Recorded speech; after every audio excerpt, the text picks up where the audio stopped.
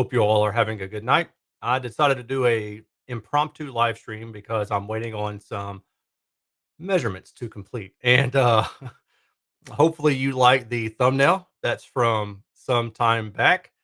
So anyway, I'm just going to take some questions. So if you have any questions, feel free to ask. I'm probably going to cap this at about 30 minutes, maybe an hour tops. And yeah, we'll just see where we go. I know some of you might be curious about what I've got coming up to review. Bacart E50 is here. Zoo Audio Method is here. Don Audio Contour 20i is here. A pair of Ascend Acoustics Sierra LX is here. What else do I got? Oh man. Got a pair of Kef, I think the Q3 Meta, Q1 Meta, Q1 Meta, I think. A Patreon member sent those to review. I know there's something else. Oh, the Radiance Clarity 4.2, so like the smaller little near field monitor. And there definitely is something else that I'm not thinking of right now. I'm trying to picture all the boxes that are sitting in my garage. Um, I'll tell you what, I had a wild night Friday night, and you know, don't read too much into that. I had a pair of speakers that were from Poland, and they were needed to be picked up. And then the guy who came and picked them up, they didn't get here until 9:30 on Friday night. And then when he picked them up, he was like, "The place that I'm taking them to, will they be open tomorrow?" Like, I don't know, dude. That like once you pick them up from me, they're out of my hands. So somebody else had sent them to me. They arranged for them to be picked up and then taken to somewhere else, like a distribution center in Tennessee. And I know the company that they're going to, but it's a company. So anyway, this dude was asking me, and I was like, I have no idea. So he called me at 7 o'clock on Saturday morning when I'm trying to sleep in a little bit, and I ignored the first call, and I ignored the second call, and then I ignored the third call because these are all boom, boom, boom. And I answered on the fourth call, and he was saying, "I'm here, but nobody's here. What do you want me to do with them?" And I'm like, "Dude, they're not mine. I don't know what you want me to tell you." So that was a fun morning. I guess he thought that somebody was trying to pull one over on him and get him to deliver stuff for free. And he was asking me how he was going to get paid. And I was like, dude, I don't. Anyway, that was new for me. That was fun. So let's see here. I'll just start answering questions. Hey, hello. Hey, Aaron, will you ever review the Philharmonic HT Towers? No. If they're the ones I'm thinking of, if you go to the Philharmonic website, I, I think that's the one that I've reviewed. I tested those for Dennis. He hired me out to do some spinorama data to get him some other data, and I sent it to him. And the deal is, I told him this, and everybody that's come after is, if you want me to do consult work for you, then you can't have me review your speaker. I'm like, those are two huge conflicts of interest. I'm not going to review your speaker and help you design it or get paid by you to measure it for you. Like that's a conflict of interest. So I have measured them. The measurements are on his website, but I'm not reviewing them because of that. David Arnold. Hey Arnold. Aaron, what's up, man? You teased me with that greasy mullet. Yeah. The good old days. Uh got enough to review. Yep. Plenty of stuff in the queue, Tim. How you doing, buddy?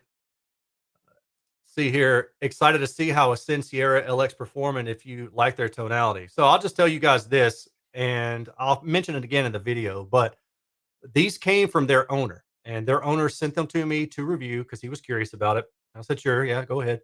I set them up in my living room and listened to them, and the top end, well, like the upper mid range, just sounded forward, bright, maybe a bit aggressive, however you want to use subjective terminology to describe that. So once I listened to them, then I measured them, and the data showed something kind of funky. So I reached out to Dave at Ascend Acoustics and basically was like, "Hey, man, this don't seem right." And long story short, he found that there was an issue with the Seos drivers that he was using, and he was able to confirm it by looking at some of the other stuff that he had on hand. And he sent me some replacement drivers to update that. Now, I normally don't reach out to manufacturers when I see something that doesn't look right because honestly, how do I know that it's not right if I don't have something to go by?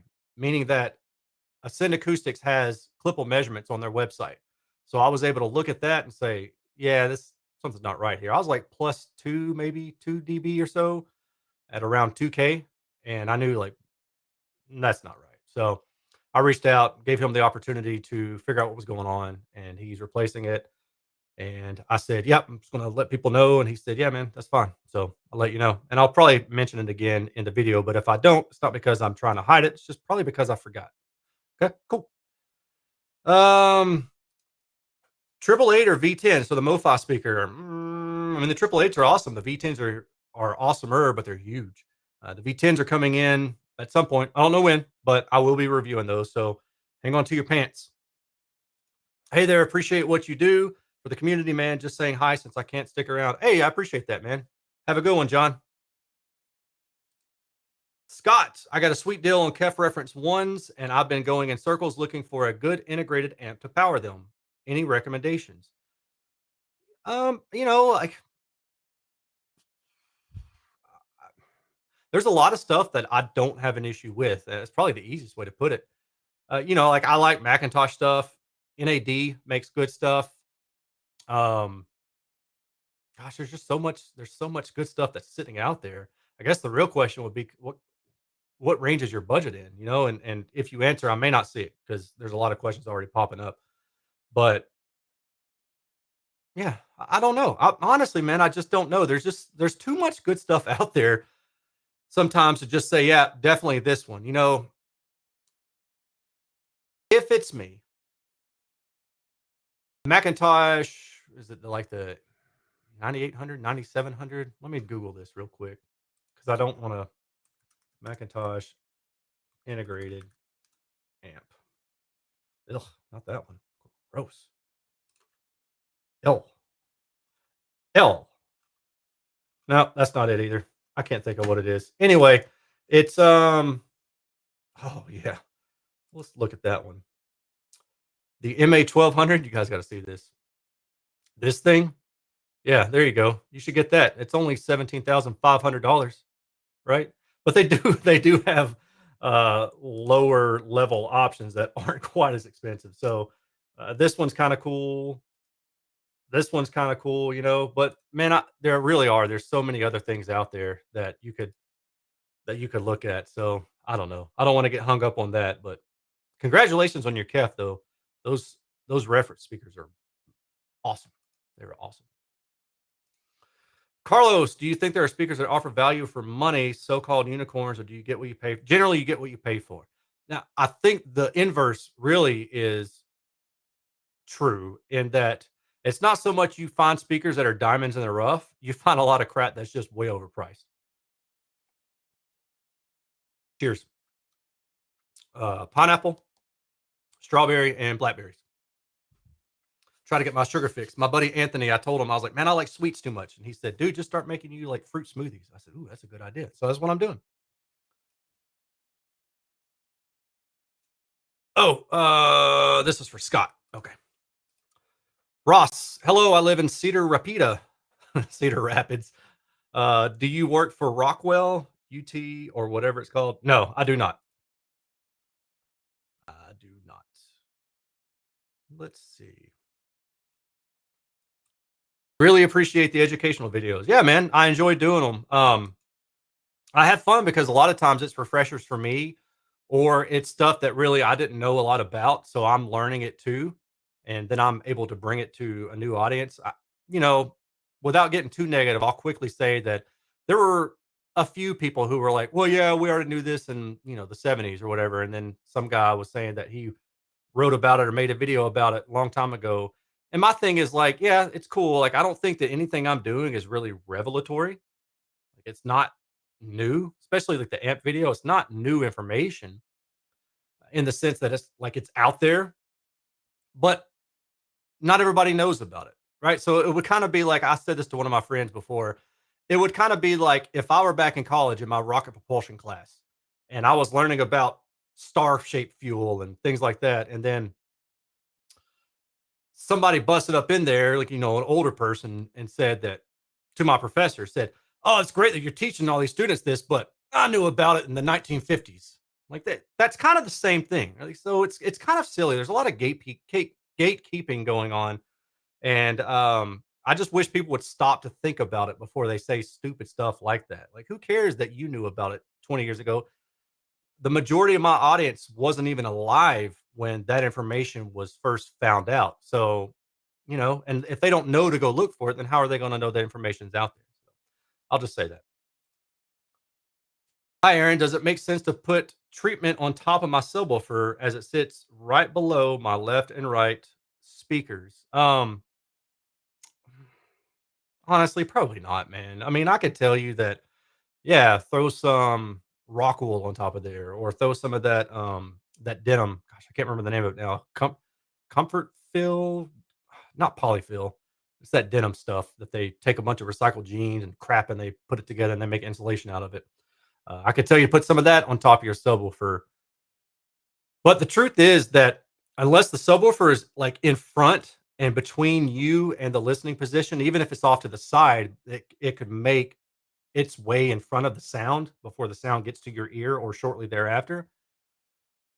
No, not really. And here's why, because bass, let me start back over. So for the sound to go 90 degrees and down and hit that subwoofer and reflect back to you, most likely that's going to be sound waves that are, for most bookshelf speakers, 3 to 600 hertz, right? Because most speakers are omnidirectional and low frequencies, and as they get to the lower mid range and the mid range area. So again, maybe 3 to 600 hertz, just doing one of those. Then they become more directional. So they start going from all around to focusing more forward. And if that subwoofer is on the floor and it's next to that speaker, the stuff that's going to reflect that's really going to matter, that where, if we can say, I'm going to put 2 inches of absorption right there, that's not going to do anything to the frequencies that are reflecting off of that. The only thing that it's going to do would probably be frequencies. And again, doing one of those would be about like maybe 2K and up, right? Like that's really the only frequencies that it's going to impact. And those frequencies are already firing mostly forward. If they're not plus or minus 90 degrees at that point, just a very rare few exceptions would be that case. So, in short, no, don't do it. And frankly, I think it would look pretty stupid and you would just be staring at it. Now, what would be interesting is if you set it on top of there and you had one of your friends listen to it and then you went the whole audio file spiel about how it takes reflections and blah blah blah blah blah blah, blah, and then take it off and see if they notice it. They might tell you that they do because your mind can easily be tricked by stuff like that. Clicked in and no wig, disappointing. Hey, story of my life. Andy, what were a couple of your old favorite car audio amps, head units, and drivers? Oh, cool. I like this question. My favorite car audio head unit is the Alpine CDA 7990. That thing is a gorgeous looking head unit. Had a little LED dot matrix on it for the display. And hold on, was it LED? I can't remember now. Anyway, it had a screen that was known for going bad. And even when you could find them used with the bad screen, you were still paying like $1,000. And that was probably about 10 years or so, maybe even 10 to 15 years after it initially came out. And then Alpine had a IVA D310. It was a flip out screen DVD player. I had one of those. That thing was awesome, man. I just thought they looked really cool. And then that's kind of it, like for some reason I just really liked Alpine's earlier stuff, and then we got into double dens and everything started kind of looking the same. The Kenwoods all look really good, but now everything looks pretty much the same. But I will say that some of the Alpine double den screens, their screens suck. Like they just don't look good. And it seems like Kenwood's screen quality still looks better than most other products that are out there. Pioneer to me is a close second, but Kenwood is still the best as far as just looks go. Um, Amplifiers, I tried all sorts of stuff. I mean, from Macintosh to JL to Brax.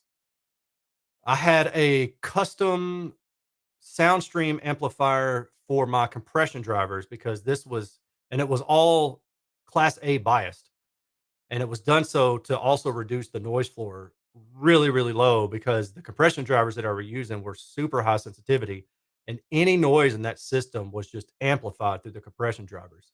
So I had that Soundstream amp. That thing was dope. Huh. And then for drivers, yeah, ScanSpeak drivers, the Alpine F1 drivers that were made by ScanSpeak, some of those were made by Vifa. What else was there? Audison had some really cool tweeters back in the day, ML280. And then Gladen Aerospace made some nice tweeters. I really like those. Yeah, there are some others, but that's the ones that I'm thinking of right now. I tried all sorts of stuff though. Seos, ScanSpeak, Vifa, Tangband, obviously Dayton audio drivers. Just so many. I mean, I couldn't tell you the number of parts that I went through over probably 10 years. Mount Rushmore speakers, including vintage speaker. I don't know. There's a lot of speakers that I like. You know, the JBL 4367, Dutch and Dutch, kept blades.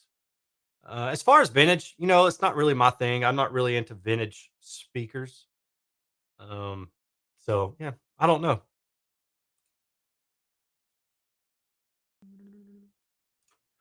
For your Calion 8 ranking, do you think you have compared several power speakers or were these selected from a small sample size? Any other power speaker that is slightly better than the Cali? I couldn't tell you how many power speakers I've listened to, but you're probably talking 50 plus at this point from all sorts of different price ranges. So, with that said, with the Cali being the price that it is, there's nothing in my opinion that can touch it. For the pair, I think they're $1,000. Overpriced crap. Did you mean the Borison? Some of their stuff I still don't know about. I still haven't gotten to hear, but that one particular that I reviewed was just it's just way too problematic. There's too many issues with it for it to cost that much money. And I wasn't the only one that noticed that. Before I released that video and review, I polled the audience, you all, and said, "Hey, if you've heard the speaker before, let me know what you thought about it." And it was kind of an even split. Like, 50% maybe thought it was a good speaker, and then 50% was like, "Yeah, I heard some issues." But the ones that heard the issues, I think the vast majority of them pointed to hearing a hole in the mid range. Data showed that. Like, it's as soon as you saw the frequency response, you're like, well, yeah, there you go. And that's what I heard too. The only thing about the Borison that I did like was the high frequency.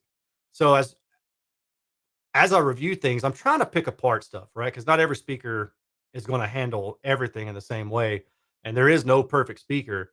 So to give you a good review, I'm trying to say, "Yeah, okay, let's consider the mid range, let's consider the mid bass, let's consider the upper mid range, lower mid range, high frequency. Let's consider different placements, angles, all these different things."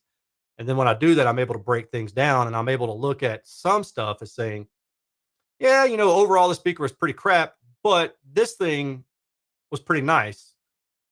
And I guess it depends on what your purpose in reviewing is. If it's just to say that, yeah, buy this thing or don't buy this thing, then you don't really need to do that. But I'm also trying to come at it from the perspective of, hey, I've got a lot of data.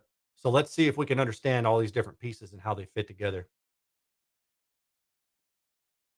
What measurements that you do right now that you weren't doing before that you think were game changers on floor I'm sorry, understanding the speaker? I don't know, man. I mean, frequency response is so important. The other one would be multi-tone distortion, I think, but it's rare that I run into a case where it's high enough to really be an issue. And unless you're buying the wrong speaker for the wrong tasks, meaning that if you buy a small bookshelf speaker for a large room and you're trying to crank it up and you're not using a subwoofer, then you really don't run into issues with multi-tone distortion for the most part. Now, having said that, are there bad speakers that have significant issues with distortion where other speakers in the same price range and size do not? Yeah, definitely. But they're few and far between, luckily. I could say that dynamic range of the speaker is a good one to have that maybe is a game changer, but I don't know. I think it's important, but it's really more important, I tend to find, for speakers that are powered speakers that implement DSP.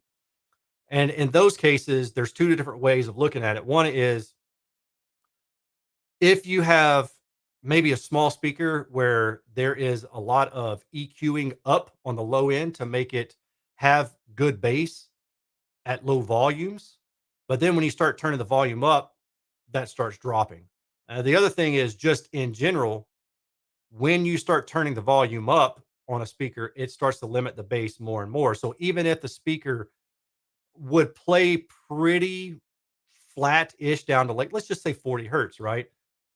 And it's a larger speaker. And then you start turning up, well, you start losing 40 hertz. That kind of dynamic range impact that with that limiter, that's something that I think is really important to know because if you are listening at a low volume, you're going to have bass.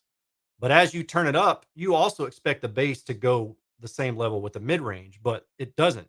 And you're like, well, I'm missing something. So what is it? Well, that is a data point, and it shows you, hey, yeah, the bass is definitely rolled off when you're listening at 80 decibels versus 70 decibels. So that kind of information is really good to have. Woo, we got a lot of questions in here. Hey, $2 super chat from RG. Thank you, sir. I appreciate that very much. Um, I hope you could review the PSB Passive 50. I asked, but it didn't happen. So,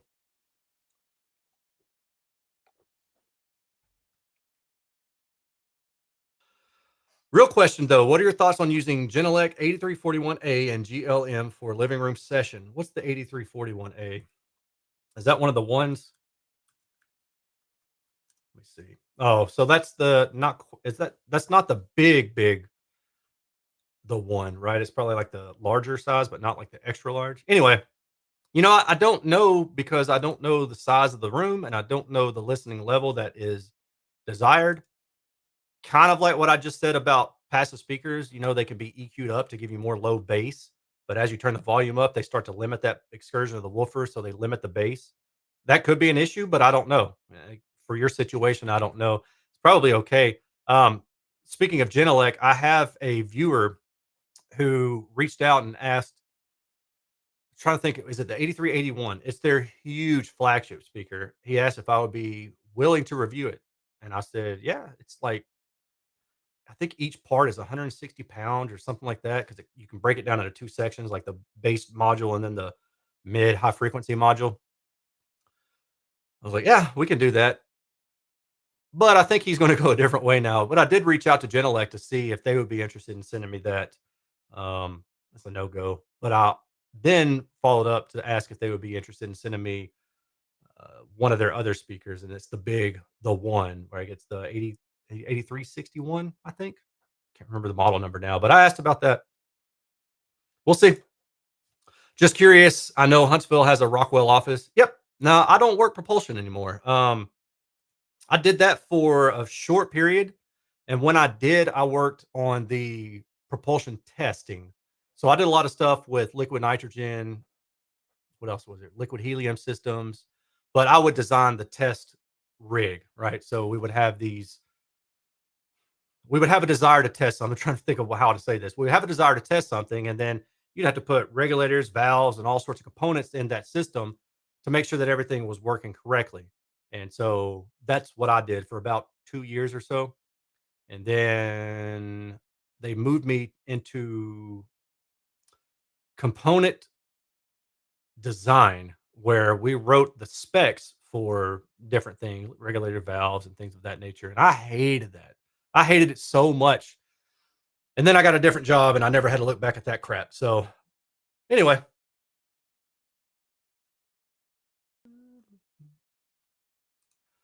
I purchased a set of speakers which come in separate boxes, and I noticed that the boxes and speakers sent was two of two instead of one of two with separate serial numbers. Should I be concerned technically? Yes. I purchased a set of speakers which come in separate boxes, and I noticed that the boxes and speak my brain hurts. My brain hurts. Was two of two instead of one of two. Yeah, I don't know. Call the manufacturer. I got to be honest, man. That sentence is throwing me off. What speakers would you keep for yourself that you've tested so far? I mean, a lot of them, but at some point, where are you going to put them all? Right? Like certainly the Blade. I love that one. The MoFi 888. Think it's a fantastic speaker. MoFi Source Point 10 Master Edition that I just got. And then, like, let's just talk about stuff that's purely aesthetic. So the Bacart E50, I've got those in, and those things look great. I just think they look really good. In terms of sound, there's other speakers that I'll put above them. They don't sound bad. There's just other speakers that I'll put above them. But in terms of looks and sound, they make a really good combo. Um, I don't know, man. There's just a lot of stuff. Like the Revel stuff I've really enjoyed. I would say probably 25% of the things that I've reviewed, I would be happy to own. And maybe 25% of half. So let's say another quarter. Um, I thought it sounded good, but not really my taste in terms of looks. Maybe another 25% were my taste in looks, but didn't sound great. And another 25% probably were just really flat out terrible. Maybe. I don't know. Don't follow me on those stats. I'm sure you've mentioned this 100 times, but do you have a preferred room correction software suite that you use personally, or do you do everything through REW? When I do room correction, I tend to find that I like doing it manually. So Direct Live works great. No real major complaints, but sometimes the corrections can go a bit overboard, in my opinion. And then it starts messing with the phasing between, especially between subwoofer and your mains. So for that reason, I actually tend to prefer to do it manually. Um, for the bass, you can do a lot of it. You can just use your phone as a microphone. I mean, for real. And then you can just, make the adjustments like mini DSP. I've used those a lot. At one point years back, I was using a Rain RPM 88. I was actually using two of those for active three-way and then room correction for my home theater. So active room correction, I'm sorry, for active three-way LCR, it was two-way. Uh, active three-way, goodness. It was active two-way across three speakers, LCR. And then I used the other one for the room EQ aspect. Um, Joe and Tell has his magic beans, and he's been asking me to give it a shot. And I keep telling him that I'm going to, but I'm a slacker and I'm a terrible friend. But one of these days I will. But I like his thinking on it, where he's essentially trying to measure the speaker without a lot of the room influence in one portion of this. But then the other portion, he's measuring at the seated position. And the idea there is that it's factoring in what the room is doing, but also what the speaker itself is doing, which I don't know that anybody else is doing that. All the room correction software I'm familiar with is true room correction, right? So you're adjusting for the response at the seated position based on what the response is at the seated position. But sometimes you don't want to mess with the speaker's response too much. You just want to try to fix what's going on in the room itself. So I like that two-prong approach, which is essentially to say if you have anechoic data and you know how to equalize the speaker to get the most performance out of it before you put it into the room, then you put it into the room, you do a little bit more cleaning up here or there, and ideally you have the best performance that you can get. That's what Magic Beans essentially is doing, and I think in my opinion, I think that's a really solid way to go about it, but I haven't yet used it myself. So one of these days I'll do it. I told Joe, and this is, kind of I'll just tell you guys straight up. So him being my friend, I worry that if I do a review of Magic Beans, that if I really like it, then people are going to say, "Oh, well, you only like it because he's your friend." But then I've also tried to take over this new thought pattern where, if somebody doesn't like what I say or do, or they don't trust me or whatever, that's a them problem. That's not a me problem because as long as I'm transparent, then I'm doing what I need to do. But that's one of the reasons kind of held me up from doing that. But we'll see. I would like to do it at some point.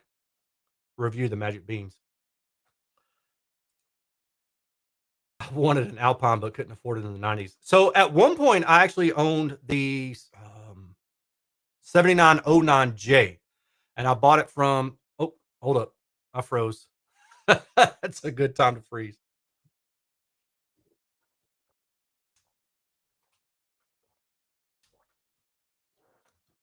Give me a second. I'm gonna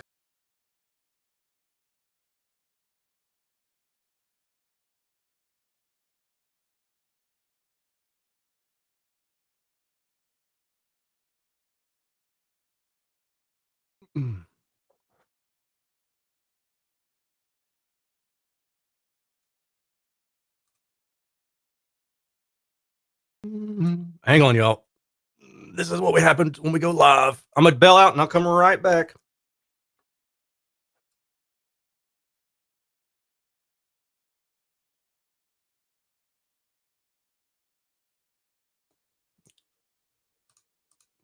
Okay. Sorry. Ooh. Hopefully that works. Let me check a couple things real fast.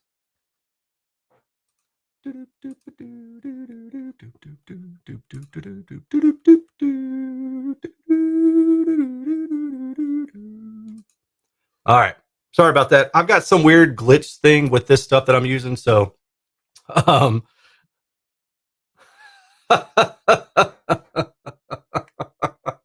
oh my God. I love you guys, man. This is hilarious. Hold up. Froze. Yo, Adrian. That got me. Aaron has angered the streaming gods. And what was the other one? I like this one. Have you tried to unplug your modem for 15 seconds? Oh, man. That's good. And screenshot. Yep, for sure. For sure. Oh, me. Yeah, I don't know why it does this. It's been doing this to me for a little while now. I haven't taken the time to figure it out, but honestly, I just forgot all about it. 499 super chat from DV. Thoughts on the Yamaha RN2000A as pairing with KEF Reference 1 Meta? Currently driving a pair of KLH Model 5s. Yeah, dude.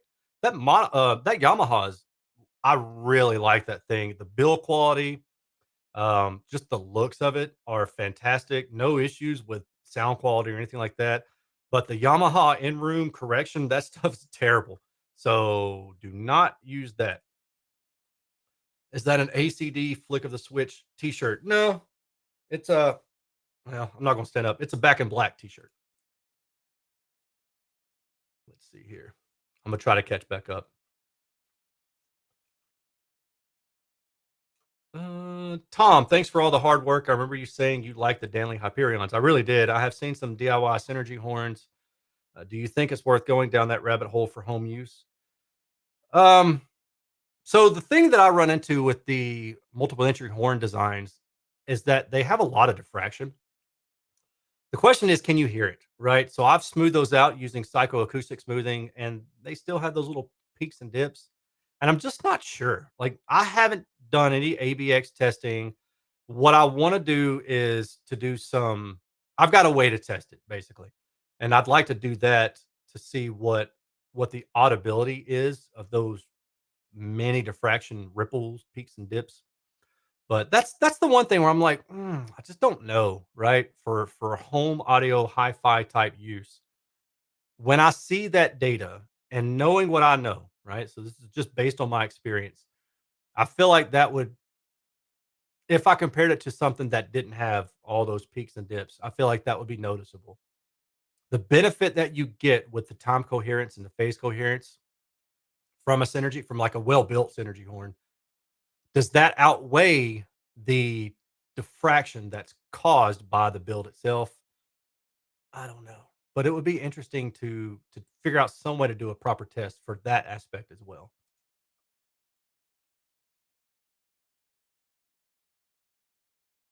I have a set of Emotiva B1 Plus I'm really happy with. If I wanted more volume, would it be a bad idea to add another set of them in my room?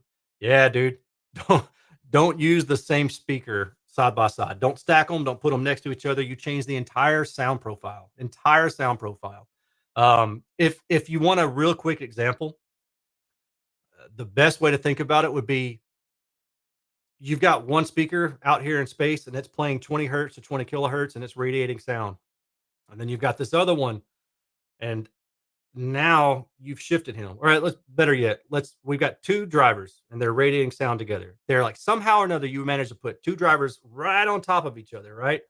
And they're making sound together and it's really cool. And then you start separating this one more and more. As you do that, you start creating holes in the response because at some frequencies, these speakers cancel out, and at other frequencies, they're in phase and they build up. So instead of being twice as loud when they're stuck together, you might be twice as loud at some frequencies and half as loud at other frequencies, or essentially going to infinite zero because they truly cancel out, right? But you don't hear infinite zero. You hear some integration between those 2 points, I guess. But yeah, don't do that. It's a bad idea.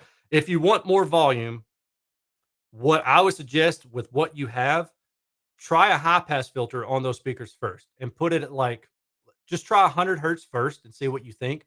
Turn the volume up and see if it sounds good, but maybe is not distorting, assuming that that's the factor that's keeping you from turning them up higher. And if it does, if it still sounds good and gets louder and not distorting, then you know, all right, I just need to use something to capture the low end, get a subwoofer, call it a day. If you're limited in power, then that's a different question altogether. But I'm assuming that maybe that's not the case. But if you are limited in power, then just buy an amplifier that has twice the power that you have right now. But do not stack them and do not put them side by side because that will sound bad. Hi, Aaron. Surround, dipole, and tripole speakers are inherently a compromise to achieve wider dispersion, but measurements are rare and few between. Have any experience or thoughts finding good ones? I don't. I really don't. Um, I don't even know if I've measured any dipole speaker. I know I haven't measured any tripole, but I don't think that I've measured any dipole. And the reason for that is because they're meant to be mounted on the wall. And if you're going to measure a speaker, like if you're going to measure a speaker that is designed to be mounted on the wall, you either need to do one of two things. You need to measure it on the wall, which the Clipple can do, and I've done it, or you need to measure it in free space, but then somehow simulate the effect of the wall, which would be to number one, take out half the back half, right? But then also you've got to account for the um, the boundary interference. So the as the speaker's radiating forward, it's also radiating backwards, and that delay from the wave hitting the speaker behind it. We back that up. The delay from the sound that's going out in the front, and then it's also going to the back at the same time. It hits the wall and comes back forward. And those cancel out different frequencies.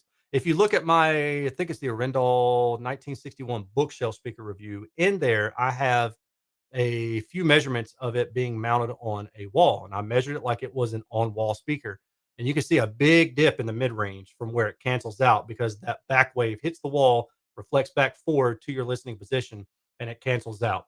Creates a big suck out in the mid-range. To me, that's an issue with all wall-mounted speakers, and I don't know how you get around it. I keep thinking that maybe one day we'll see a manufacturer who has designed a speaker to have less influence from that phenomena and will be more linear. But that's I've not seen that yet, and I don't really know how you do it. I mean, so in the easiest sense, you would grab DSP and you would just boost up that null, but you can't boost an acoustic null. You put more power, more signal into the speaker at that frequency, but you still hear the null. And this is easy to test. I mean, just test that as well as you want to. Some way that people go about correcting for a null is to cut everything around the null. And you assume a 6 to 10 decibel drop in the null. Again, theoretically, you go to infinite zero, but this isn't theoretics, right? This is actual physical world things that are happening and how your ear hears it. Your ear doesn't hear that super tight, insanely high Q window. It's going to hear something a little bit more smooth in between. So people will take EQ on both sides of that null and they'll EQ down to match that null. And with that said, the only way that I think that somebody could really build a true wall mounted speaker is if they basically built a high and a low shell filter around the dip. So if the dip was going to be at 400 hertz because it's so long and it's going to take this long to reflect off the wall and then come back out of phase with the front firing portion of that speaker, um, then you would cut around 400 hertz both sides and just bring it down and try to match it in level somewhat. When you do that, you're going to drop the sensitivity a lot, but you also gain some sensitivity from the speaker being wall mounted because now it's in like 2 pi space, which means that you can typically add about 6 decibels from the rear radiation of the wall. Um, it's doable. I've not seen anybody do it. I'm waiting. Maybe somebody will. Why don't I do it? I don't know. That's a good question. What's your opinion on the Polk R700 towers? I like them. I love the Sony C90 head unit. Yeah, that one was cool. It had the little remote control knob thingamabob. That thing was Thing was dope. Multi-tone distortion and short-term compression are very revealing. Indeed, they are. Thanks for all you do, Aaron. I appreciate it. Thank you very much. Why? I don't know what that one says. Plan on testing any Volti audio speakers. Volti audio. There's like those are kind of like the pro audio stuff. Yeah. No, not because I don't want to. I just no, not right now. If they reached out and asked me if I would be interested in reviewing stuff, I would say sure. Oh, I remember the okay. I said earlier there was a brand that I was forgetting that sent me some speakers. I still can't remember the name, but they look really, really cool, and I'm excited about them. And that's all I'm going to say. I can't do a teaser because I can't remember the manufacturer. Um, to me, it seems like RSL designed their speakers to be three-way system with monitors dropping off around 80 hertz and a sub. Yet no one is reviewing this combo to compare to towers. Thoughts? I'm not quite sure about this particular design, but it seems like maybe the question is more centered around a bookshelf that's designed to be mated to a subwoofer, and in that case, Paradigm, good lord, per listen. I reviewed their speakers. I can't remember S4B, I think is what it was when they first came out, and they roll off around 80 hertz because they're designed to be matched with a subwoofer. A lot of Arendal stuff is the same way. They roll off at around maybe 180 hertz because they're designed to go with a subwoofer. So definitely RSL is not the only brand that's doing that. There are a lot of others. And even outside of the two I just mentioned, there's definitely others. What's up, Aaron? Hope all is well. Yeah, man. Things are good. Appreciate it. Your children's ghost. I hope things are all well with you as well. Why are measurements still being frowned upon by so many in the audio enthusiast community? I don't know. I mean, I do know, but I mean, who cares, right? If they don't like it, then cool. They don't see the usefulness in it. That's fine. I'm long past trying to convince people that it's useful. You know, like if you care about it, great. If you don't, that's fine too. I want to see some stereo integrity towers tested. Yeah, man, maybe. How much of my audience is two-channel focused versus home theater focused? I think I did a poll on this, and it's been a while, but I want to say it was kind of close to about 50-50. Yeah. Why do you think more devices or all-in-one speakers don't have limiter compression to keep ads from blaring? I don't know. Like normalization? More devices or all-in-one speakers? Oh, yeah, I guess I mean, they probably figured that whatever you're using for the front end is gonna be doing that. So, like, um in Apple, you know, I think you can go through and you can set the loudness to kind of just make everything roughly the same volume overall. Like it's watching ahead. Oh, here comes this thing. I'm gonna drop that down. So it's a loudness feature in that regard, or a compressor or limiter. I see them named all sorts of different things, but most TVs have that kind of built in nowadays anyway. Like to see you get a Philharmonic BMR Tower 2.0 or the BMR Towers. I know you had the 1.0 version a few years ago. Love the channel. Yeah, that'd be cool. I think the Philharmonic stuff is really good. Please review the Polk ES line of speakers. Okay, I think those are the more budget-friendly ones. Would you say getting a Primus 360 with EQ would be better than getting an Audio Fidelity or a Scilab? I wouldn't say that, but I don't know that it wouldn't be. Okay, I'm gonna roll down here a little bit more. What's the most expensive speaker you reviewed but weren't impressed with the sound? I think here. I mean, I'm tempted to say the Borison. I think they're 13K a pair or something like that. Borson X3, and they're just very nonlinear. I just don't like the sound of them. But then the TAD C1TX. I can't remember. I reviewed it about a year ago, and it's not because it doesn't sound good. That speaker sounds really good, but they're like $87,000 a pair, and it's a bookshelf speaker. And I just the price is so high. Like, and there's so many other things that are comparable that are way less. And I just thinking, wow, that's crazy. It's way too expensive. You can't justify it. It doesn't sound nearly as good as it should for the price. I mean, $87,000 bookshelf speakers that do sound great, but they roll off at like 100 hertz. I think they're still that may be no, I think they're ported, but they have a really slow roll off profile. The coaxial aspect of it is great. Linearity of it could use some improvement. There's some things about it that I didn't necessarily care for that I would have liked to seen done in a different way, but that may just be preference. If the speaker were 20K, not as much of an issue because you're getting incredible build quality and the coaxial design on that thing is really, really good. But $87,000 for bookshelf speakers that sounded the way they do, I'm just like, I don't think so. Hi, Aaron. I live in an apartment and can't play music loud. Would you recommend different speakers if they will mostly be played at lower volume? You know, so there's different ways of thinking about this. One is the Fletcher Munson curve or the equal loudness contour, which is your ears are less sensitive to low frequencies and especially at lower volume. So some might say, yeah, get speakers that have a high Q bass bump around 50, 60, 70, 80 hertz even to give you more bass, right? At low volume. I don't go along with that. You hear that way every day in your life. Your ear figures it out. The other way is that you get a speaker that has a high dynamic range. So that way, when you're listening at low volume, if there is a kick drum or a sudden snap of a bass or something like that, then you hear that in full range and it's not limited essentially by the speaker itself. And when I say limited, I don't necessarily mean powered speaker limiting. I mean mechanical properties like excursion or instantaneous heating of the voice coil or things like that that will limit physically the speaker's output capability in that regard. Um, so I mean, I don't know, man.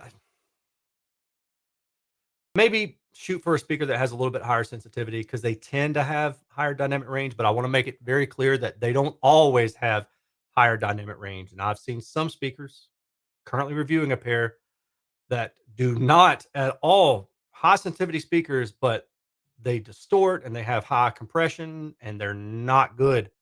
So yeah, anyway, hope that helps.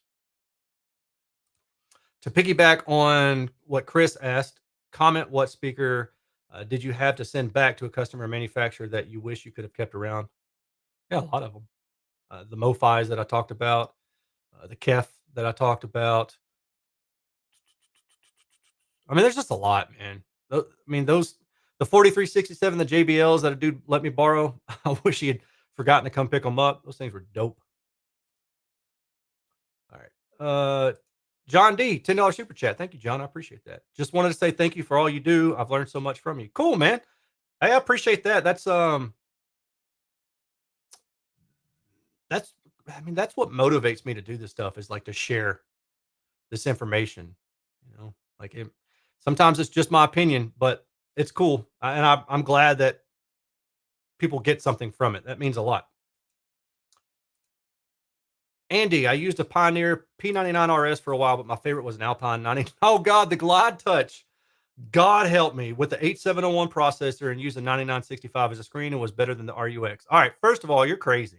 I owned the Glide Touch. That was the 90 was it the 9965? So I had the 99, I want to say it was the 9955 or 53. Um, which wasn't the top end of the Glide Touch and then I went to the top end of the Glide Touch and I guess it was the 65, but for some reason I was thinking it was the 55. So I had that one, and I had the H701, and I had the RUX, and the RUX was easier for me than using the Glide Touch. Man, Glide Touch, like sometimes you push in on it and you drag, and it still would drag. Oh, that thing drove me nuts. I also had the Pioneer P99 RS, and a lot of people complained about the beeping from it. So I took it apart. I even have a YouTube video of it out there somewhere. I took it apart, and there's a little piezo, um, not tweeter, but little piezo speaker on the circuit board, and you can take it off, disconnect it, and it doesn't beep beep every time you click the remote.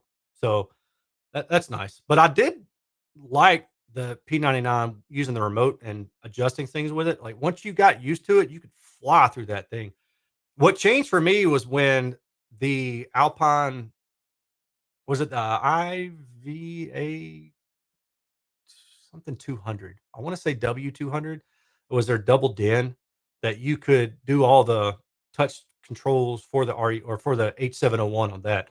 And that helped a lot, man. I remember that. Do you tend to prefer lower efficiency or higher efficiency speakers? Sensitivity. There's a difference between sensitivity and efficiency. So just make sure you keep that in mind. Um, I don't know. I mean, really, it's just a trade-off, one thing for the other. Higher sensitivity speakers almost always have no bass compared to a lower sensitivity speaker of the same size. Right? That's usually the breaking point. Outside of that, it's kind of, six of one, half a dozen of the other. Uh, as I said a minute ago, there's this common notion that just because it's a high sensitivity speaker that it has higher dynamic range, but that's not true. I mean, that is absolutely not true. It doesn't guarantee higher dynamic range. It is possibly more likely to have higher dynamic range, but I have also reviewed speakers with low sensitivity, like in the low 80s, that have really good dynamic range. Bruh, it's bedtime. You got to hit the gym tomorrow. Hitting the gym tomorrow, son. I do got to hit the gym tomorrow, though. I was thinking about going today, but I was like, I'm gonna skip today. Took my dog to get a haircut, actually. I have a 2-foot bump out in my room. Sounds like a personal problem, bro. I'm forced to put my right rear on wall speaker in that back inside corner. Should I put absorption on the sidewall right next to the speaker? So this is kind of the same thing that I was talking about earlier with the discussion about putting absorption on the subwoofer. The gentleman that asked that. Um, you know, if that wall is in the path of the radiation of that speaker, which it sounds like it could be based on what I'm reading here, then yeah, it might help. But the other thing is like either way you go, you're going to have a very asymmetric sound. So it's going to be wide open on one side and right against the wall on the other side. So that's going to be tough. But I think, yeah, I would definitely try it if that wall is sticking out. And that's, let's say, like, okay, the wall is here and the speaker is back here and the speaker is hitting that and then coming out into the room, like boom, boom. Then, yeah, put some absorption there. Um, the thicker, the better, honestly. Try that and see what you think. Um, Trying to think here. I mean, before you go too crazy, grab a pillow. Just grab a pillow. I was gonna say, ask somebody to hold it up or staple it to the wall. But man, that's me. I'm grabbing duct tape and masking tape, and I'm just gonna tape it to the wall and see what I think. Single life, dual stereo subs or dual mono subs in a two-channel system. All right, so this one's a fun one. Dual stereo subs or dual mono. Like on the surface, you might think, it's the same thing, but the way that I would arrange subwoofers, unless it's a symmetric room, I'm going to bias one subwoofer versus another. What I mean is, I might have one that's crossed over at a higher frequency than another, depending on where they're placed in the room and depending on the mains and how everything interacts. So I think I would probably say the dual monos and I would run them like they're truly independent subwoofers. What do you think of sticking the KEF CI 250 RRM in a cabinet and using it as mains with a slight treble tilt? Yeah, might as well. I mean, it's better. It's the reason I so easily just like, yeah, because it's better than so many of the other options that are out there, which would be a two-way or an MTM type design where it's going to suck pretty much no matter what. And I know that's going to offend some people, but let's just be real. Compared to a good coaxial speaker, an MTM is going to suck when it's laid on its side. Thinking of removing my console and putting the center channel on a stand 4-inch mids. Think the soundstage will be much lower to some extent. I think the console helps the center with lower frequency. It could be. You might get in your own head just because you see it sitting there lower. You might feel like the stage is drawn lower. Now, the thing about that would be if there's good directivity between the tweeter and the mid, and they have a broad dispersion factor, then you won't really notice the issue with you sitting above, the reference line, which let's just say it's the tweeter. You won't really notice that as much as you would if there was a huge suck out because those drivers weren't quite in phase over a wider radiation pattern. So yeah, $9.99 super chat from Tom Temp, Tom M. Thanks. And thank you, Tom. I appreciate the super chat, man. That's awesome. Hey, Aaron. Hey, Mr. FPS. I could probably use you, FPS, frames per second. I know terms. Could you maybe do a tuned rear radiator of some kind to try cancel the cancellation? I mean, it's still a cancellation, right? Like it's like if you took an all pass filter and said, I'm going to use this all pass filter to cancel out the null from this one speaker, and you apply the all pass filter to just that one speaker. The only thing you're doing is just changing when the sound arrives, but you can't correct for a single source when it's a multi-source problem. Does that make sense? So the multi-source would be the speaker and then the wall. If it's a single source problem and it's just the speaker, then you might be able to fix it. But if it's a reflection related issue, you can't fix that with EQ. At best, you can probably tame some stuff around it, but you're not going to fix it explicitly. Bridget Dory, 99 super chat. Thank you very much. I tried extreme toe in with a pair of coaxial speakers from the late 90s. I found it made my uh this thing. I'm about to upgrade this thing. This something crossed and it made me fart excessively. Is that acoustics or the speakers? Thanks, rock on, man. It depends on where the port is, I would say. So they say never cross the streams, but it just depends on where the port is. I gotta start screening these. Aaron's Audio Corner. Can I run Kef Q150s for mid highs and Polk T50s, tweeters blown for just bass connected together in series? Probably a bad idea. And the reason I say that is because that crossover, like the point where those mids and the mid bass align, like that's not going to be ideal. They weren't designed to work together in that fashion. Now, if you had an active crossover, if you had DSP like a mini DSP, and you were going to tweak these things, then yeah, you could definitely try it. I mean, in that way, it might be argued that the Polks are no different than just having subwoofers, right? But it's not that case. You would really have to design a crossover network for that to work properly. It'll make sound, but it's definitely not ideal. As an audiophile in their mid 20s, welcome. Do you recommend getting bang for buck gear or saving for higher end gear? There's this phrase that's often repeated in everything, and it's buy once, cry once, meaning that instead of buying multiple cheap things and continuing to upgrade, you just save up money, you buy the really good thing one time, and you're done. So I did not go that route for years and years and years. I was buying the cheap thing and then I'd upgrade and upgrade and upgrade. And I mean, I probably had enough to build 40 different systems at this point. No joke. Um, would I do it all over a different way if I could? Nah. I learned so much in the process. So much in the process. Yeah, no, I wouldn't change it. But, if you're asking how should I spend my money? The best way to go about it is to save up money and get you something good one time and try to buy used. Let's see if it freezes. Da, da, da, da.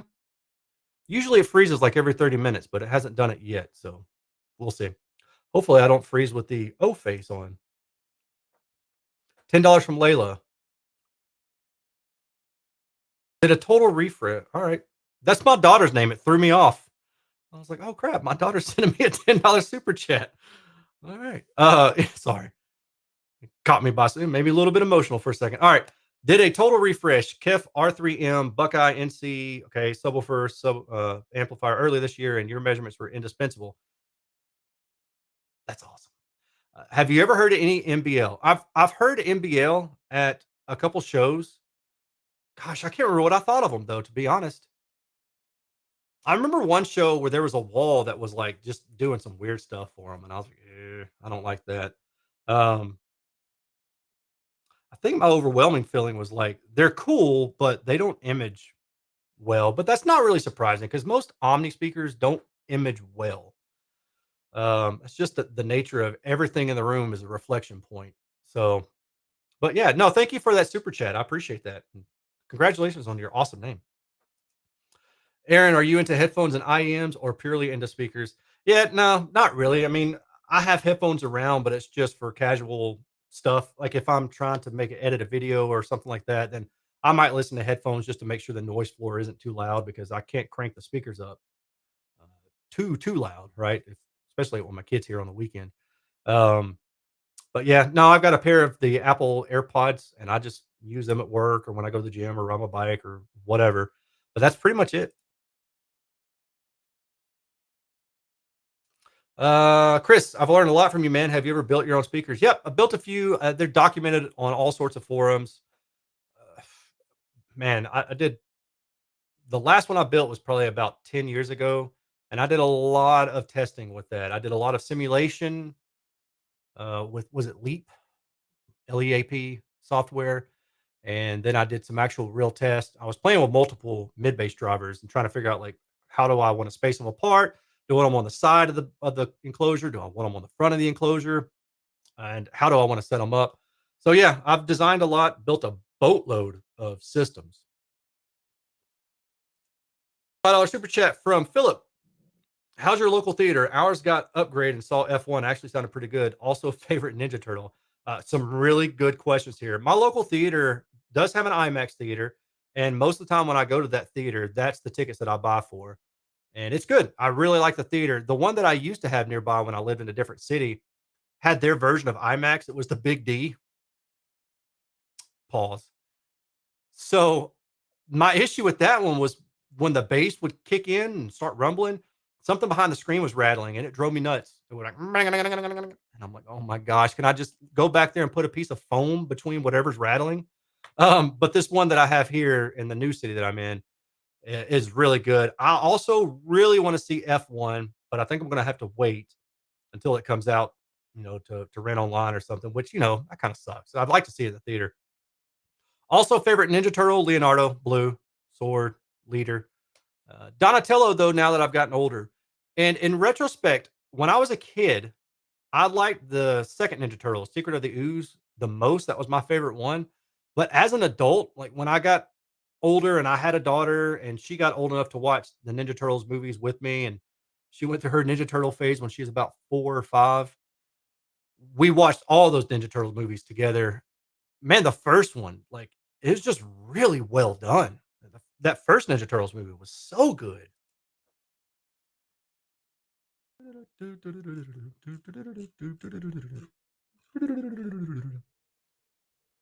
Hey, James, you became a member. Cool, man.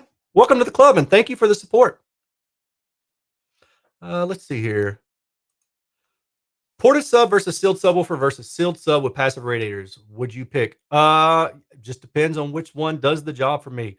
I think this whole thing about ported versus sealed with passive, which is I consider that still a vented sub. Um, there's way too much stock put in this stuff. I will probably make a video about that at some point because there's this notion that ported subwoofers ring, and I'm like, dude, it doesn't matter what the enclosure is. You can still have speakers that ring. They don't have to just be ported. Okay. Let me see here. I'm about to have to probably jump out, but I'm gonna roll through here and see if I've got any. Some of these things are repeating themselves, and it's kind of weird. Yeah. What's going on here? Do you have a preference when it comes to sound signature? Neutral. I don't want so the biggest issue that I have, and it's incredibly easy to spot, especially with two-way speakers. A lot of them are like when you hear a good snare, you expect that snare to translate into some dynamicism or attack, right? And if it's really recorded well, when somebody snaps that snare, you almost even blink if it's really dynamic. With most two-way speakers, it's like thunk, and it's or thunk. But there's no excitement to it because there's a notch in like the 1 to 4K somewhere in that area, and it just takes out the energy.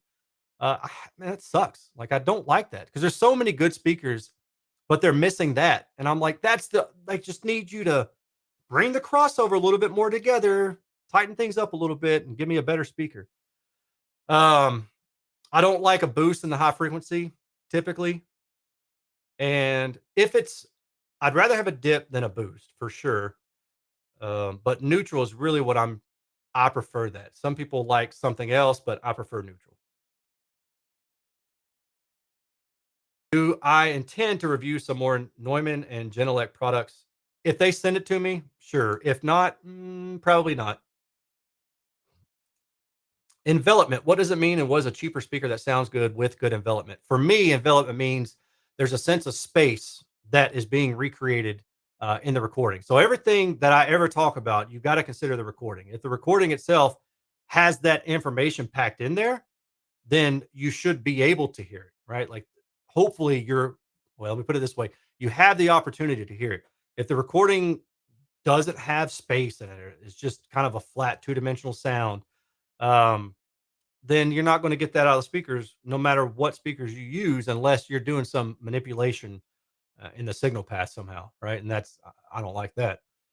So envelopment means to me that there's a sense of space when it's called for. And how do you get that? Well, the easiest way is just have a speaker that hands off from driver to driver in a meaningful fashion, that you don't have a big gap between crossovers or a hole in the response as you're handing from a tweeter to a mid-range. Coaxial speakers tend to do better in terms of envelopment because they are situated on the same Y and X plane and even Z. Um, some cases, sometimes they're not dead on, but close enough, right? Two-way speakers, you got the tweeter above it, and then if you don't have things properly aligned, then the sense of space may not be there because the radiation characteristic of the speaker has a hole in the response in that crossover region. Usually, that's what you run into. I second John's sentiment. I learned a lot from you, Aaron. Best YouTube channel for audio. Love the datas. All right. Well, I appreciate that, man. I'm glad that you guys are learning stuff because, yes, I've been doing this stuff. Man, I go back to 2008 when I was posting on forums, posting data, and hardly anybody looked at that stuff, right? So I've been doing this for a long time, even when it was not in vogue. Um, let's see here.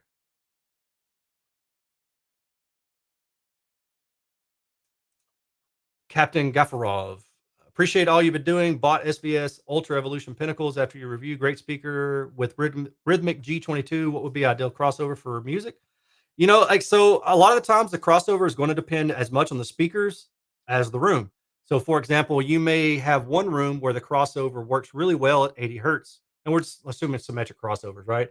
But you may have another room where there's some issues, and maybe the subwoofer has a suck out at one frequency, and the mains have a suck out at a different frequency, and you can't use 80 hertz because the suck out is evident in both of those speakers. So maybe you say, all right, well, I'm going to deal with this suck out in the subwoofer in order to get rid of the room issue in the mains. So you might cross over a little bit higher. And so there's really like no one size fits all. Usually when I give these advices about maybe crossing over to 80 or 100 hertz, that's based on the mains capability to play low and at a certain volume. So if you run the mains down to 40 hertz, but they don't really extend down past like 80 hertz, then you're just ramping up the distortion on the low end. You're decreasing the dynamic range. So why run them that low? Cross them at 80 or even cross them at 100 if you can. Um, so I would say honestly, just try a few, like the higher that you can get away with in most cases.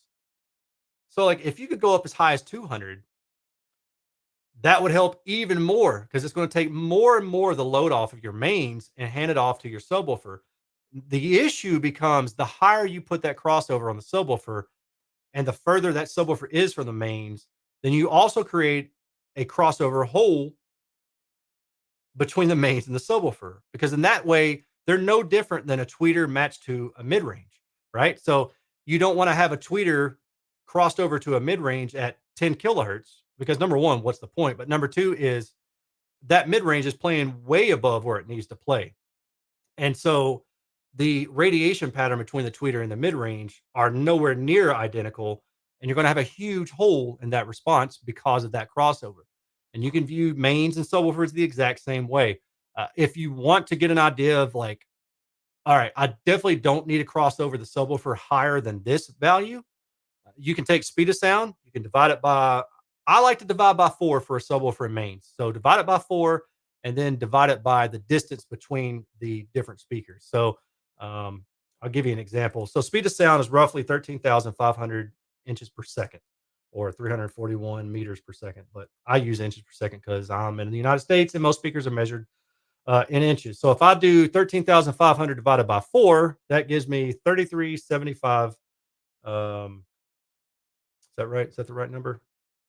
4 inches. Yeah, that gives me 3375. All right. Hopefully everybody's playing at home. And if I say they're 20 inches apart, like the minimum one is 20 inches for my subwoofer. That's 168.75. 168.75 hertz will be the maximum that you want to cross the subwoofer to the mains. And so you could play around. And if you wanted to do half a wavelength instead of a quarter wavelength, you could do that. You wind up with 337. But for a subwoofer to mains, especially, I like using the quarter wave rule. And the reason for that is most people will use a half wave rule of thumb for crossover between a tweeter and a mid, because for the most part, you got a speaker on a baffle. It's already radiating to the front. You don't really care if it's omnidirectional behind the back. Like, it's not a big deal. And the mid range is already going to be forward radiating at that point, right? Like that mid range at like 2K is not omnidirectional anymore. Most of the time it caps out 3 to 600 hertz, and that's about it. But with mains and a subwoofer where you're crossing typically 80, 100, and even as high as 200, they're both omnidirectional, especially the mains. So if you're matching the subwoofer to mains and you're using half wave rule and you're going up to 330 hertz, you got some problems there, and I would not do that. Number two, the subwoofer probably going to have high inductance, and if it does, it's already rolling off. Most of the subwoofers that I've tested, especially the larger ones, they're rolling off at like 160 hertz already. So use that information, 13,500 inches per second, divided by 4 as just a constant number, and then divide that by the distance between your mains and your sub, and then that'll give you like the maximum value that you can go up to. Okay. Hopefully that helps. Um, I'm gonna check to see if I got any more super chats because I'm belling out soon. I didn't realize I'd been on here this long.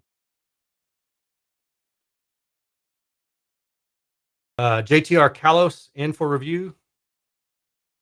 I'd leave that up to Jeff if he wants to send me some. I'd be happy to though. Is it a good idea to make an EQ profile based on using the House Curve app on my phone? Using the House Curve app on your phone. For 3, 4, maybe 500 hertz. Yeah, but not above that. I would not do that.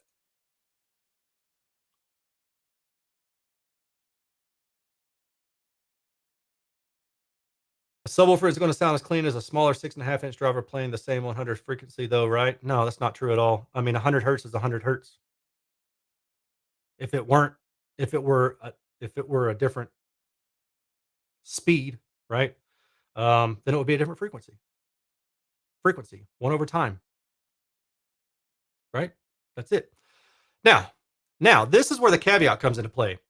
If we talk about Q factor, right? We talk about stabilization time. I could build an enclosure that uses a 6.5-inch midwoofer. I give a clear example actually. Um, yeah, let's just do it. The Borison X3 uses what, 4-inch mids, right? And I'm sure a lot of people think, oh, that thing's got quick punch, quick fast bass. Yeah, it does, but not because it's using 4-inch mids, because the Q of the enclosure is like that, right? The Q, meaning that there's a huge high resonance in the speaker profile around. I can't remember if it's like 80 or 100 hertz, right? But it's super high Q. That's what gives it that snap, punchy, fast, quick action bass. But if you looked at it in terms of time, what you would see is a lot of ringing, which means that like it goes up, it shoots up, and then it comes down. And most, like, your settling time, let's just say for a nominal situation, Peak comes up, comes down, comes back up, settles out, right? With a high Q system, peak comes up, goes down, comes up, goes down, and it just does this for a long time. It just booka booka boo. If it's underdamped, it comes up, goes down, and it just flattens out. And that's kind of about it. Like it's so the first example I gave maybe isn't quite as good, right? So a nominal case would be goes up, comes down, and then it just settles into a reasonable decay time. But high Q is going to ring like crazy. If it's underdamped, it's going to just take a long time for it to settle, but for a different reason. So that Borison rings for a long time, has snappy, punchy bass, but you could take a I could take a 15-inch subwoofer and get the same thing by putting it in an enclosure that's way too small for it. Or they could do the same thing with an 8. I mean, you could basically do the same thing no matter what, right? So there's this fallacy thinking that just because it's a certain size driver means that it's going to sound this way. No, it's everything. And I could make a 15-inch sound like a 6.5 inch, or I can make a 6.5 inch sound like a 15. It just depends on the enclosure and the final use. And how do I know? Because I've done this so many times. I've screwed up so many things and then going like, oh, why doesn't that work? Oh, that's new. And then you learn. How would you use the spin PEQ data with the room measurement? Can they work together? So, first of all, listen, I'm not giving my thumbs up on any of these PEQ measurements that are done automatically. I've seen some that I'm like, oh, that looks, nah, there's no way I would do that. And there's some that I'm like, oh, yeah, that should totally work. If you want to use those, then I would only use them. Well, here's one thing that you could do, right? Measure the room, but measure in different spaces. Like measure here, measure here, measure here, measure here. Get unique in room measurements. So you can skip this by doing the measuring or the moving mic method. Okay. And that's fine for bass. And that's fine for maybe lower mid range as well. Your hand is in the way. So high frequencies, forget that because your hand is creating a reflection. Your high frequencies, who knows? But if you want to do a quick sine sweep and do measurements using a boom, and you don't want to use the measure moving mic measurement, then put the mic on a boom, measure different points, overlay all the measurements, and look for when they kind of hit steady state. And that usually happens around 400 or 500 hertz or so, give or take. But you'll see the wild variations in response getting less and less as you go from lower frequency to that mid frequency around that 500 hertz or so. Okay. Again, it depends on the room and the setup, but you're in that area. So as those variations start to close, you'll hit kind of like a steady state measurement and they'll all kind of just pretty much sit on right on top of each other. That gives you an idea of, all right, here's where the room is. The variations, that's the room.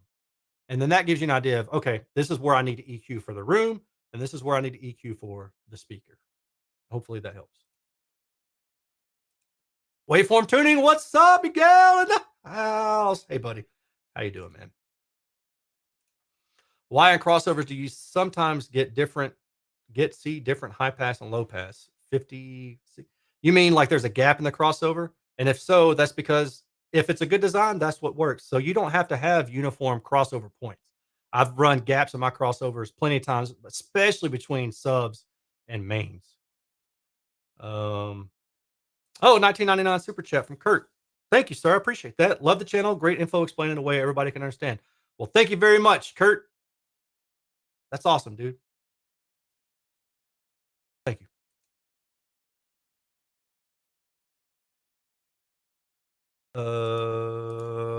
Jarrett walks Ottawa, never received an email reply or anything. And then Kofi says maybe he didn't see your comment. Let's see. I'll roll back up here and see if I can see what Jarrett is talking about.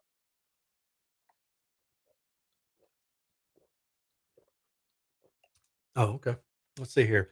I had the ceramic mini thanks to your review. The F10 is about 35 hertz. Do you think I should sharply roll off my bass there? I mean, this is one of those like try it and see, right? And I'm not being a smart aleck. It just really is like if that works for you, then try it. I think with those, I would definitely would cross those higher for my use. But if you're using them near field, like on a desk, you probably don't need to have them crossed higher like I would in a living room far away. If you're using them in a living room far away, You might want to try a little bit higher of a crossover point, but this also depends on your listening levels, right? Like if you hear those speakers plopping because you're driving them too hard, back off the gain, apply a crossover. I think the best answer I can give you is there's nothing wrong with putting a crossover at that frequency that you're asking about, but I do encourage you to try different frequencies because there's definitely not a one size fits all. You ever hear or test any Eggleston speakers?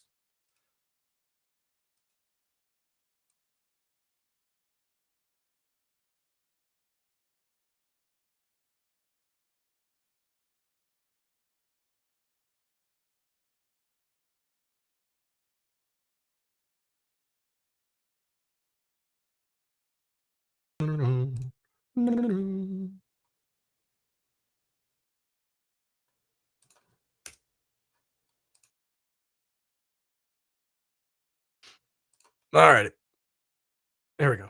Okay, so the question was, have I ever tested or heard Eggleston speakers? No. I mean I've heard of the brand, but I've not tested any or heard any myself. And let's see here. Douglas Blake. Hello, Aaron. What happened to the hair in your thumbnail? Well, so many answers. Um, yeah, way to go, Andy, you jerk. Y'all messing up my stream. Miguel, why does it seem like in home audio world there aren't many people talking about phase aligning the subs to the mains? Because I don't know, dude. Car audio folks are the only people who, not the only people. Okay, let me back that out. In my experience, how many years have I been doing this YouTube channel? Like 5. You know as well as I do. In car audio, you have to know your stuff. Like you have to know it if you want a good sounding stereo system. You can't just buy new speakers and slap them in the doors and you're done. You've got to run active DSP. You've got to learn how to time align. You've got to learn how to EQ level match. You've got to learn the importance of an all pass filter, when and how to use it. You've got to learn about install. You've got to learn about rattles and how they can draw your attention off of different things. Odd order harmonics is also another thing with rattles that drives me insane. But one of the most important and crucial aspects about getting a good system put together is the sub to mains integration. And a lot of home audio people don't know about it because they don't have the ability to, go grab a DSP and start playing around with stuff. The other thing is you don't know what you don't know, right? Like me and you, we learned stuff from other people in car audio. And then when new products started coming out, we were like, "Oh, now you can do this thing." And I bet that would fix this other issue that I've been having for like the last 5 years. So then you try this new thing and you say, "Oh, wow, it definitely fixed it." Um, just home audio isn't like that. Most people are kind of set it and forget it for the most part. The car audio folks, we're tinkerers, for better or worse. We are tinkerers. So I think that's really why, man. Would you consider doing a video on car audio for beginners? Um, I just there's just so much to cover, man. I don't even know what beginning really would be, honestly. But I will say that Waveform Tuning, the guy who I was just replying to, he's got a channel. He's doing an install on his Tesla right now. He's a great tuner. Helped me tune my car. Go check his channel out. Give him a follow. Give him a like and subscribe. This dude right here, Waveform Tuning. Y'all go follow his channel. He does great stuff. Okay. $10 super chat from Gary McLaughlin. Thank you, Gary. I appreciate that, man. That's awesome, dude. Are there any stock factory car audio systems that impress you? Hey, the Tesla Model Y, in terms of tonality, sounded good. Now, they don't image like an aftermarket stereo that people spend weeks, days, hours, months, years even trying to tune and get sounding right, for one seat, maybe even two seats. You don't have that kind of imaging with stock stereo systems.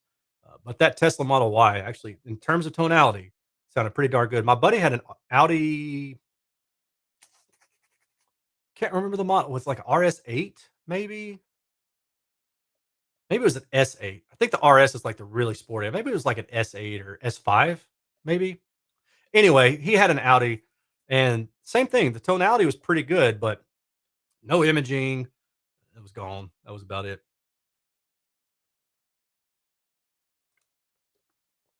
ETA on desktop speaker rankings. No, man, I've got so much stuff. Honestly, the amount of things that I've got in my garage to test and review is is crazy. And I just had somebody come up and pick up 3 pair of speakers on Friday, and I've still got a lot. And I've had to tell people to quit sending me stuff because I just can't. I'm overwhelmed. So I don't know. Maybe at some point, if I just get a wild hair, I may sit down and do it some night this week, or it might be another 2 months. Man, yeah, I've got a lot. So anyway, I think I'm going to end it there. But I do appreciate all of you stopping, saying hey, jumping in, asking questions. And if I didn't answer your question, we'll try to do this again sometime soon. Very impromptu.